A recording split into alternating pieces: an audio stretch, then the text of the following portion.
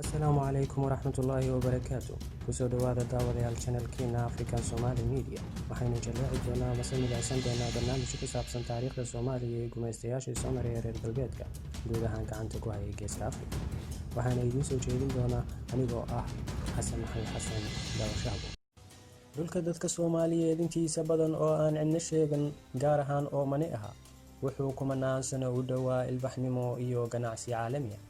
Waqooyiga dhanka gacanka cadameed waxaa ku yaal Saba, oo ahaa dhulkii ay caanka ku ahayd boqorada reer Saba iyo bilowgii hore ee Carabtu inay barwaaqoobaan.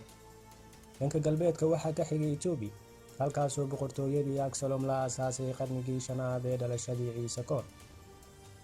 Soomaaliya waxay ku taalaa Geeska Afrika oo ay ku soo faafaan biyaha badweynta Indian Ocean.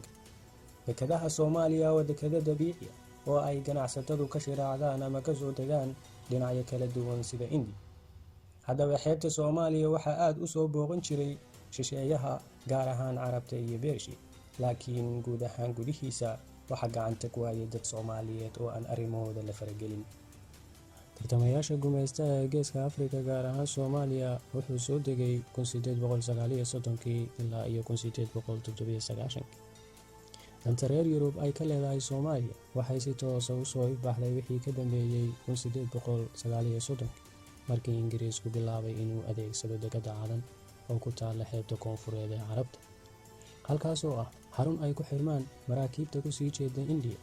Ilaha maxalliga ee ugu fududaa inuu isticmaalo waxay noqdeen xeebta Soomaaliya.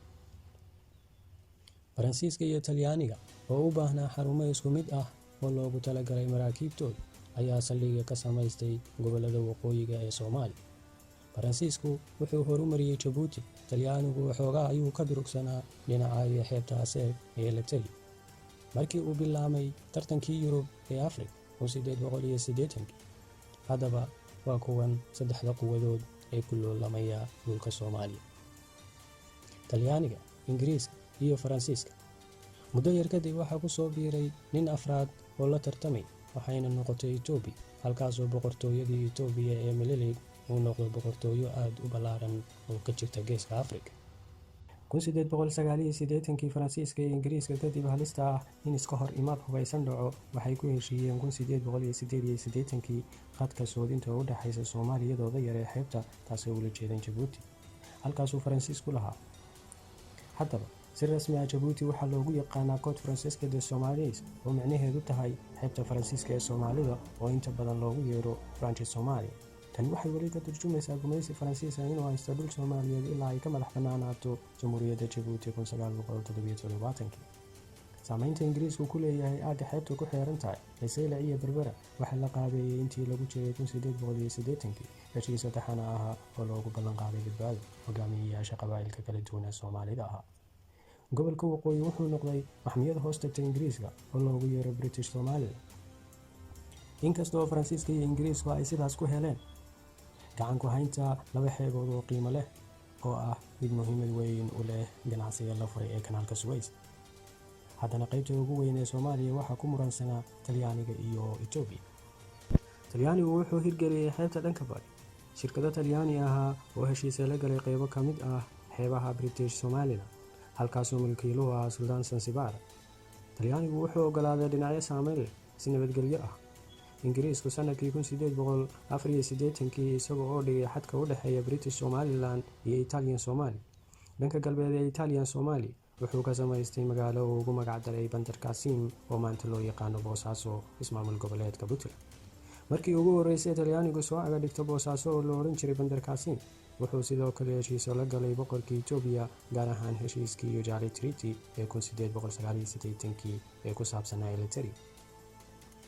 Heshiiskii dhex maray labada boqortooyo ee Talyaaniga iyo Itoobiya oo gumaysanaya Eritrea ayaa waxaa ka soo horjeedsaday Itoobiya. Heshiiskii labada dhinac ayaa si dhaqso ah isku beddelay. Xiriirkii u dhexeeyay Talyaaniga iyo Itoobiya ayaa sii xumaaday markay ahayd 1896. Is-afgaranwaagii wuxuu dhaliyay dagaal toos ah oo u dhexeeyay boqortooyadii Talyaaniga iyo boqortooyadii Itoobiya, halkaasoo lagu jebiyay Talyaaniga magaalada Cadwa oo loo garan ogyahay dhulka maanta Tigreegu degan yihiin. Inkastoo dhacdadani ay ka dhacday Eritrea, haddana mowqifkii Talyaaniga ee la wiiqay saameyn degdeg ah ayuu ku yeeshay Soomaaliya. waxaa jira gobol ballaaran oo Soomaaliyeed oo gumaystuhu ugu magac daray Ogaden oo u dhexeeya Soomaaliya iyo Itoobiya ee Ingiriisku ka howlgeli jiray. weli may soo marin awood boqortooyo u maamusho gobolka Soomaali galbeed oo uu gacanta ku hayay Ingiriisku, laakiin jabkii Talyaaniga ka soo gaaray ee magaalada Adwa kadib, Talyaanigu awood uma helin inuu iska caabiyo sheegashada Itoobiya ee hawd British Somaliland oo ay maanta tahay Soomaali galbeed. natiijadu waxay ahayd heshiisyo cusub oo ay ku heshiiyeen xoogagii gumaystayaashu. 1896 Itoobiya waxaa la siiyey Ogaden, qaybta galbeedka ee British Somaliland oo ah gobol loo yaqaan hawd, oo dad badan oo Soomaaliyeed si joogta ah ugu noolaayeen gudaha Itoobiya.